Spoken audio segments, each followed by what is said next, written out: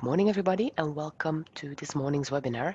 It's again a webinar for standard drafters, and today we will have a final webinar on drafting for XML that will detail all information related to formulae and equations. We will have a summary seminar or webinar in November. We will speak about later. But before we start, maybe this. My name is Els, and as usual, I will be moderating the webinar. You will be all muted during this presentation, but there is of course a possibility to enter your questions in the Q&A panel of the webinar. So please do so during the presentation. The speakers will have a look at your questions after the presentation. Should your question remain unreplied, we will upload a Q&A report on the website later on. The webinar has been recorded, so you will also receive a link to the recorded webinar later today that you can spread to your colleagues or anybody interested in the topic. Should you be on Twitter, you're always free to tweet about us or the webinar of today. We have a dedicated hashtag training for standards, and our handle is standards for EU. So let me give the floor now to the speakers of today. My colleagues Amy and Jens are project managers editing and production in the standardization and digital solutions team. So please, Amy and Jens, the floor is yours. Thank you, Els. Good morning, everybody. So today we'll be discussing formulae, everything you need to know about them. We've got a short introduction for you, so what formulae are, that kind of thing. We'll then talk about drafting formulae, so how to actually create your formulae. We'll then go through the styling and layout, because this is obviously geared up to the XML creation. And then just some best practices, things for you to remember, that kind of thing. Okie dokie. So first of all, formulae are used to express the relationship between quantities. So usually this means they are mathematical. The rules for this can be found in the Internal Regulations Part 3 in Clause 27. You can find all of the rules, the layout requirements, everything like that. And it's worth noting that formulae is one of the areas which are most highly prone to errors during editing. And this is because we have a conversion from the equation builder to MathType, which we will discuss in more detail in a moment. But also our tools often delete equations if they are corrupted. So this is one area that you really need to pay attention to while you're drafting. So firstly, onto the drafting of the formulae. So it goes without saying, we've said this a number of times, and we do prefer that you use MathType to start with your formulae. This is because it's required for the XML conversion, so we need to have something written in MathType in order to have it in the XML file itself. MathType is indispensable if you have a lot of deliverables with a lot of formulae in, so if you're constantly working with formulae, it's worth investing in MathType. It is paid software from a company called Design Science. You can do a little Google search or you can click through the link there, but unfortunately at the moment it's not available through CCMC. But we do recommend that you use this. It's very intuitive to use, it's very user-friendly, it's simple.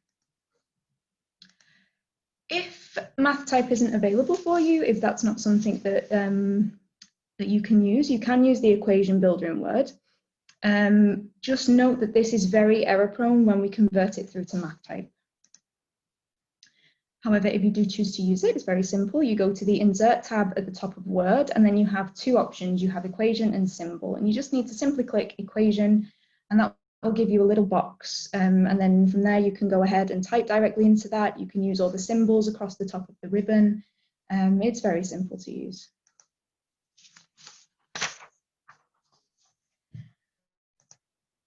If, however, you have a very simple formulae, something like that, we do recommend that you use plain text. So this is where special symbols aren't really needed, where you don't have any mathematical symbols or anything like that.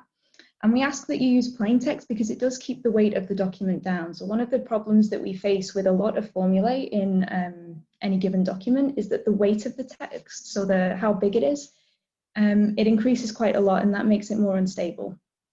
So if you can use plain text, it also helps us to avoid errors with the conversion. This is something we will go into a little bit more detail. But plain text is often better to use where the other two aren't strictly needed. It also avoids text problems with formulae in the text paragraph. So what we mean by this is if you have any kind of equation within a text paragraph itself, so within a plain body text paragraph, the text directly after the formulae will be incorrectly styled. It goes a little bit funny.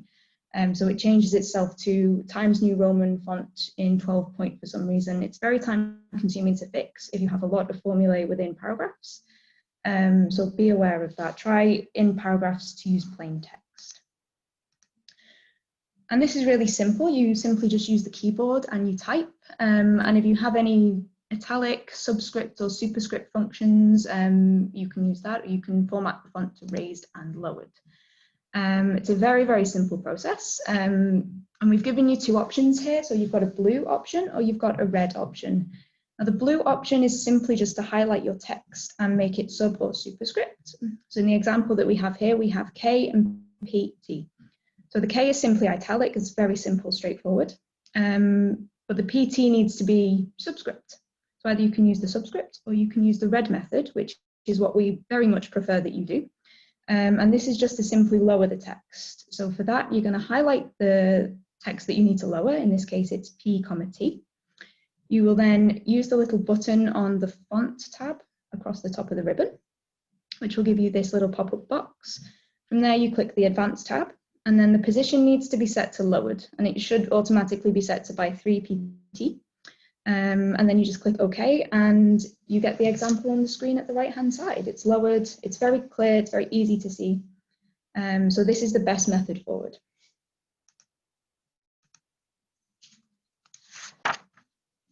Okay, so referring to your formulae in the text, numbering the formulae isn't obligatory. But if you do have it numbered, then you need to refer to it in the text. This can be really simple, just see Formula 1, see Formula 2, something like that. If it's not numbered, then referencing isn't obligatory. The numbering should run consecutively through the text. So the first formula should be Formula 1, the second Formula 2, so on. But it does restart with each annex. So the first formula in Annex A will be Formula A1, the second will be Formula A2, and then B1, B2, so on and so forth. And it's worth noting not to use auto numbering or any kind of field code in the numbering itself. This causes us a lot of problems. We have to manually remove them. It can be very time consuming. If a formula relates directly to a requirement, it's always worth numbering it just to make it a bit easier for you to refer directly to it. So in the example that we have there, you can see formula according to the following Formula 3, and then it's numbered Formula 3. That's very simple. We then have formula keys and explanations. So where you have rather complex formula and you have some explanations of what each value is, it needs to be laid out as you can see on the screen. So ideally, it will start with where, and then you have each of the items, if you like, in the formula. This should be laid out ideally in a table to keep everything nice and neat, and you'll style that as table body. It's nice and simple, but it shouldn't look anything different to what's on your screen. So try and keep to this as much as possible.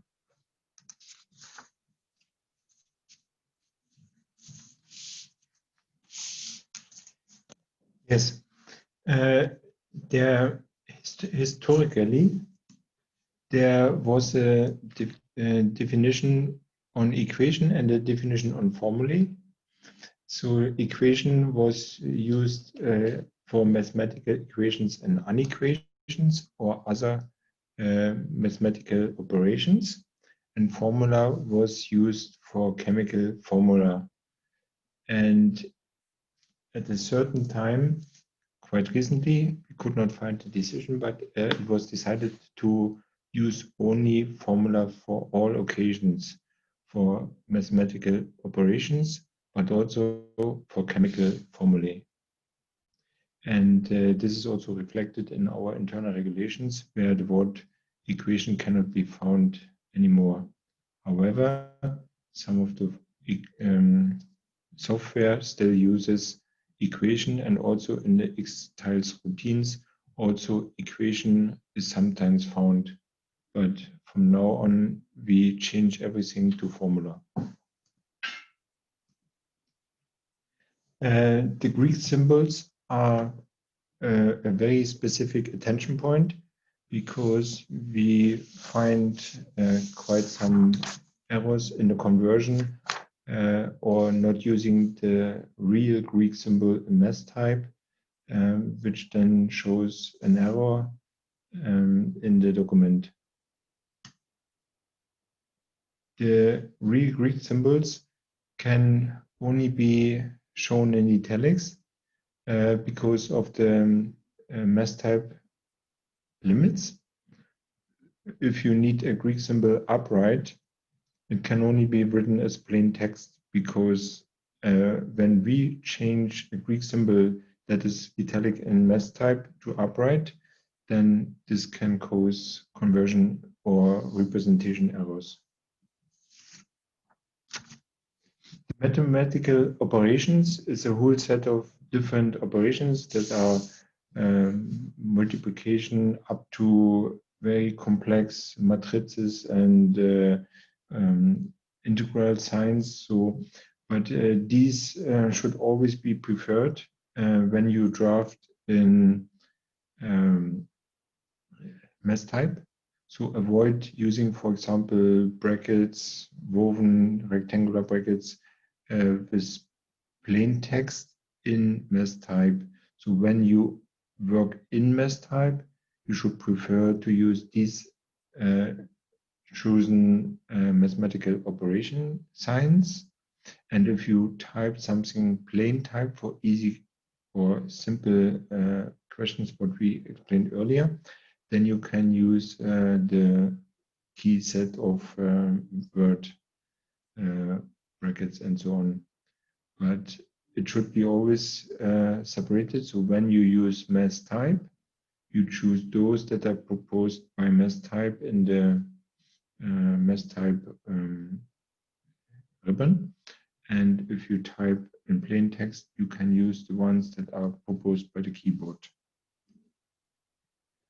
And what sometimes causes us problems in the conversion, but also in the representation, is when they're in the mathematical equations in MathType, for example, we have empty boxes, empty spaces, which are in fact empty operands or empty signs. Those disturb the presentation, but can also cause errors and schematron notifications after and during the export. So these should be, as much as possible, avoided.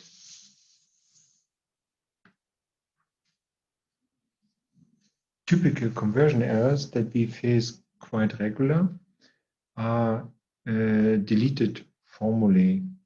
And when we have our final check in the marked up version, sometimes it is very difficult to find such deleted equations.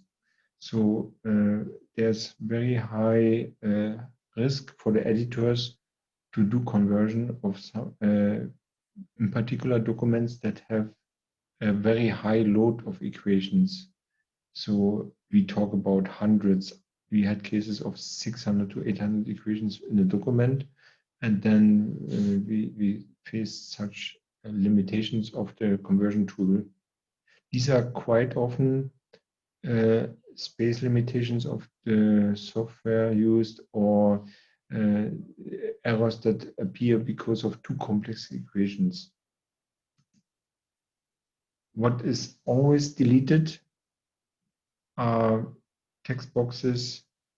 So when you type any equation in a text box, either whatever, it is deleted automatically, and for us very difficult to detect, because the Xtiling is by default deleting all text boxes and quite often also all shape elements. Shape elements should be avoided at any case, not only from mathematical operations or formulae and so on. They should also be not used for putting additional information on figures and so on. So they are always deleted, and we never see where it is deleted. What we also have sometimes is the conversion to figures. This is a phenomena in particular for many equations and for very big equations. So during the conversion, for example, from word equation to MathType, some equations are turned into small figures, TIFF figures mainly, and these show up then as a figure and are what we call false figures. So it is always needed then for us to manually retype all these equations into real convertible equations. Formulae. So also when the convert into real MathType formulae was successful, although we have sometimes specific errors or font irregularities in the equation formula itself. So this can be fonts, in particular Greek fonts, operands, corruptions, and other font problems. Like quite often we have font conversion problems with multiplication signs. These are time consuming, but also sometimes we make mistakes when we manually clean up the fonts. Okay, so now we move on to the styling and layout of things. So the first thing we ask is that you rely on the styles that are found in the simple template. You should be using the simple template for new work anyway, so you should have all of these styles available for you. If you are revising work, it's worth investing the time to copy and paste into the simple template. So the styles that are in the simple template align the formula properly. And if you use a tab, if you're numbering the formula, the number will jump over to the right-hand side of the page, as you can see on the screen. So this is just styled. It's not laid out in any text box or anything like that. It's just basically using the style. So we recommend that. If, however, you use plain text to write out your formulae, we just prefer that you style it as body text. And then if you do number it, you can also use the alignment rulers at the top of the page to push the number over to the right-hand side, and it'll do the same thing. We ask that you don't use tables to lay formulae out. So this is one of the areas that causes us the most problems and is the most time-consuming to fix. So if we have formulae that have been laid out in a table, the document won't activate at all for XML conversion.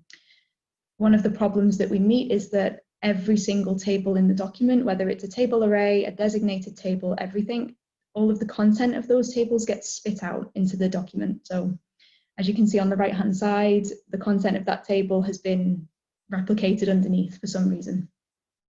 This is incredibly time-consuming to fix. It has to be oftentimes just completely restarted, because to go through and delete all of this content and that kind of thing is often too much work. So just be aware that we have to remove these tables manually. If you have a lot of formulae throughout the text, this can be incredibly time-consuming.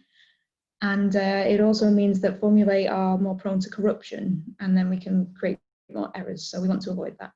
So do as on the previous slide, just use the formulae style. And if in doubt, use body text. However, it's worth noting that tables can contain formulae as part of their content. So for this, you would style normally as for tables. So your table header would be table header, and your table content, table body. And we did a full webinar on styling tables, how to draft them. You can find that on our website. But here we have an example of some formulae written into a table. So as you can see, it is allowed if it's in a designated table, something like this. If you have a formula in the first cell of a table, so right at the very beginning in the very first cell, you need to insert a non-breaking space before it. And to do this, it's really simple. If you put your paragraph markers on so that you can see what spaces you have, right before the formula starts, you just need to do Control, Shift, and space. And you should see this tiny little circle appear, and that is a non-breaking space. And that just means that the table won't corrupt, the formula won't corrupt, and nothing will go wrong, or nothing should go wrong.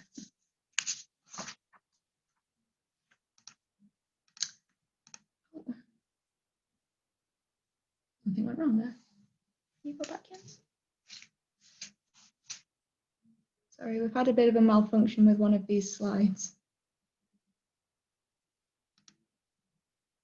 Content has disappeared. I'm very sorry about that, everybody. Some of our content's disappeared from the slide, but to give it to you verbally, the formulae shall not be provided as images. So if you provide any formula as images, it's not visible in the final XML file. That's very important. And formulae need to be editable. So this basically just means it's more helpful for future revisions if we can edit the formula. And if your content changes between the inquiry and the formal vote draft, you can more easily change it. If it's provided as an image, you can't really change it that well. Okay. Yes, we already mentioned that the formulae, as any other information, should never be given in a text box or auto shape element because of the automatic removal during the activation of the XML file by Xtiles. So there is somehow automatic cleanup of these elements. They are not supported at all. As I've said.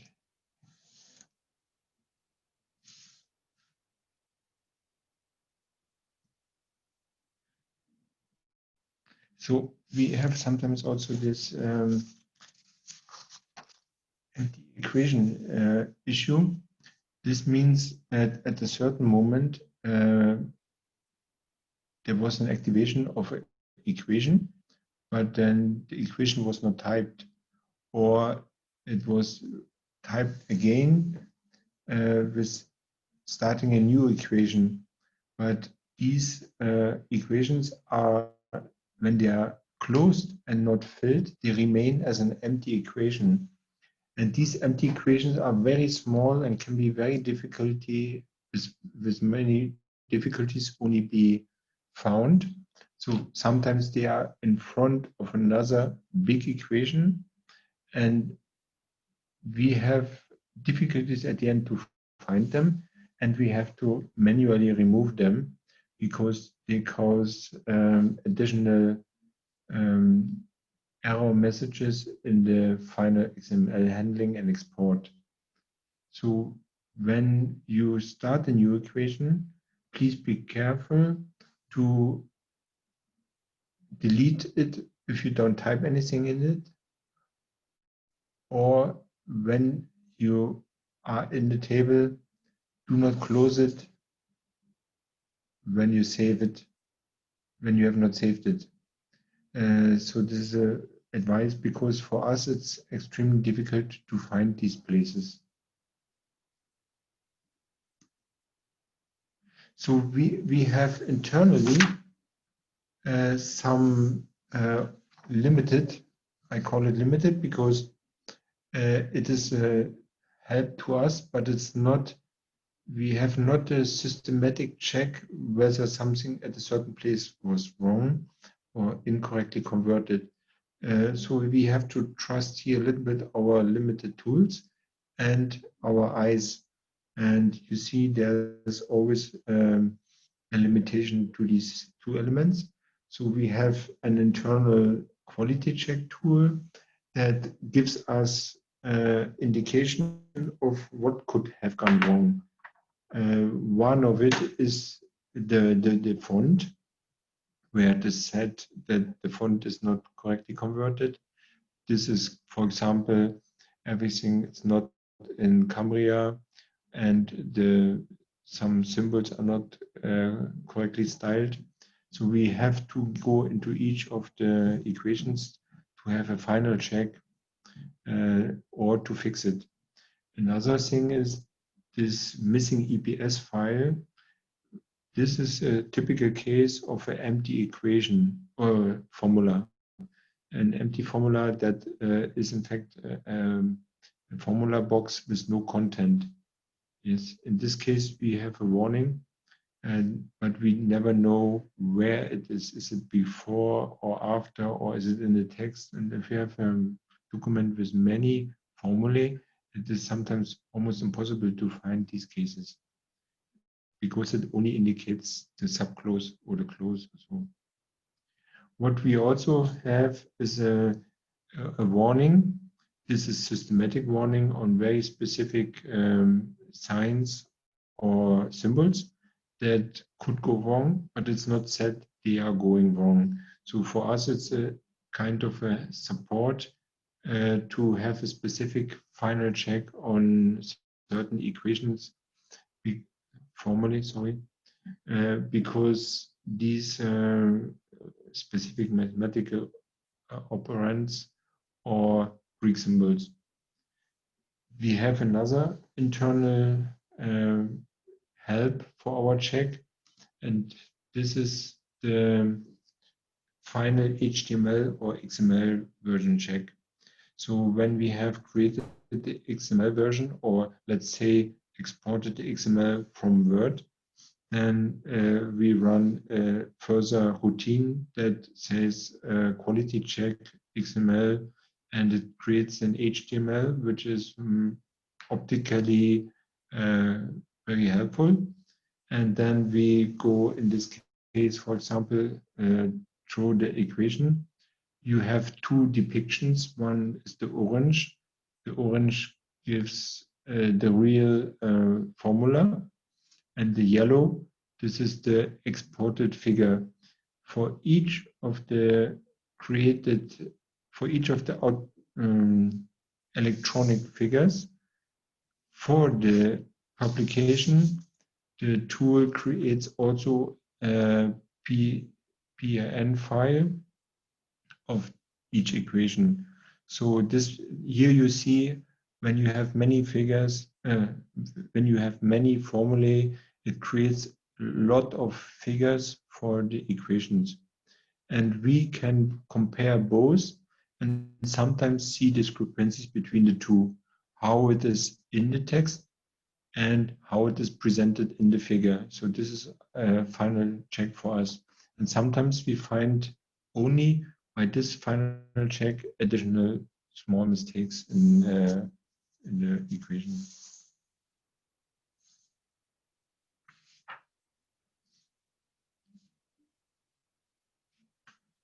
So this excerpt we took from Annex B of internal regulations on page 97.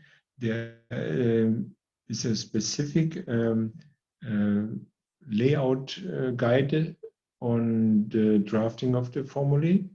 And here we took out a very specific case, which is the separation of equations, formulae, because these formulae go over the line or sometimes need the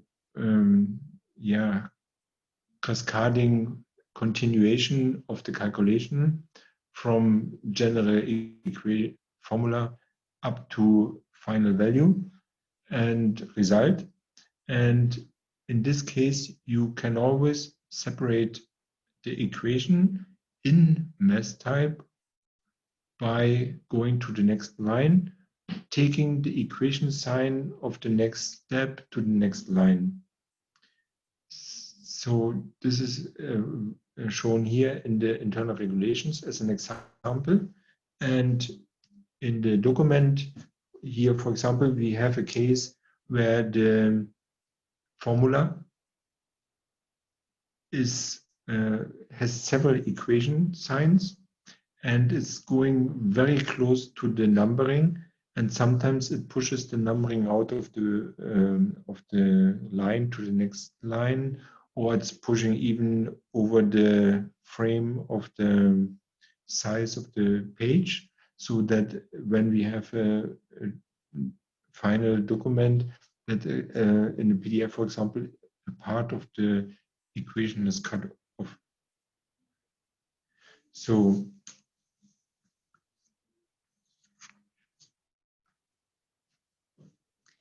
okay, so some best practices now that we've finished the content. It's worth noting that any changes to Formulae post-vote are considered as technical.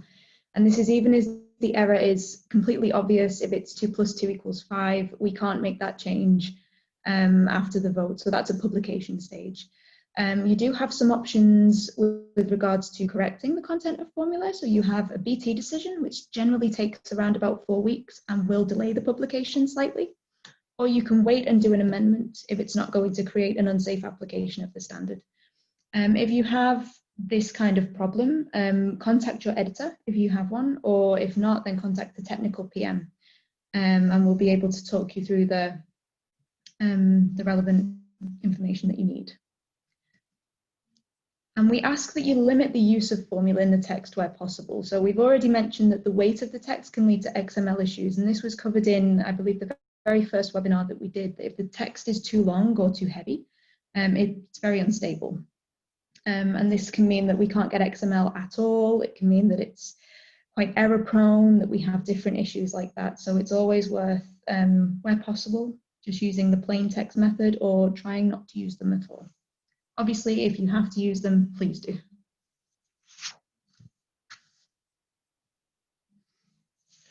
Yeah, and coming to an end of the presentation, we would like to remind internal relations part 3, in particular clause 9, clause 27, and Annex B for the examples. Then we have also the collection of the webinars, of the previous webinars available on the SEN website. We have it in particular on the SEN and SEN BOSS. We would like to remind the Technical Body Officer online training, which will take place on 10th of December. So if you have any specific question, you can always contact us, and we would then bring it to our colleagues organizing the event. And if you have any question, any general question on the use, or if you see a specific problem, you can always drop a mail to our generic mailbox production@sensamec.eu. And we can also help you if you have specific questions. And on the website, usually for each of the projects, the responsible SEN editor or the SEN editor is visible, and our contact